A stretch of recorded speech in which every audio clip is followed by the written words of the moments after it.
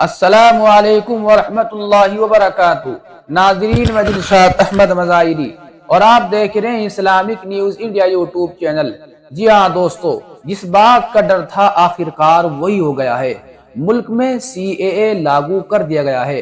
اس قانون کے تحت پاکستان، بنگلہ دیش اور افغانستان جیسے پڑوسی ممالک میں ظلم و ستم کا سامنا کرنے والے مخصوص مذاہب کے ماننے والے شہریوں کو ہندوستانی کی شہریت دینے کی راہ ہموار ہوئی ہے۔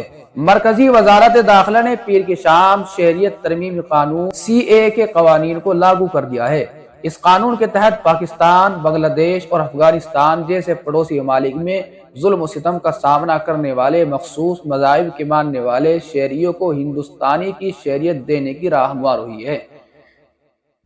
CAA BJP کے 2019 کے منشور کا ایک لازمی حصہ تھا۔ یہ قانون پاکستان، افغانستان اور بنگلہ دیش کے غیر مسلموں کو ہندوستانی شہریت حاصل کرنے کے قابل بنائے گا، خاص طور پر ہندو، سکھ، جین، بدھ اور پارسی کمیونٹی کے ایسے شہری جو 31 دسمبر سن 2014 سے پہلے اپنے ملک سے ہندوستان میں داخل ہو گئے تھے، انہیں CAA قانون کے تحت شہریت مل جائے گی۔ CAA کو پارلیمنٹ نے دسمبر 2019 میں بڑے پیمانے پر مظاہروں اور اپوزیشن جماعتوں کے ملے جلے رد عمل کے درمیان نافذ کیا تھا۔ CAA نافذ کرنے کے اعلان وزیر داخلہ امت شاہ کے حالیہ دعووں کے ساتھ آیا ہے کہ اپریل مئی میں ہونے والے لوک سبھا انتخابات سے پہلے ملک میں CAA نافذ کر دیا جائے گا۔ وزیر داخلہ نے دارالحکومت میں ایک تقریب میں کہا تھا کہ CAA ملک کا ایک قانون ہے، اسے یقینی طور پر نافذ کیا جائے گا۔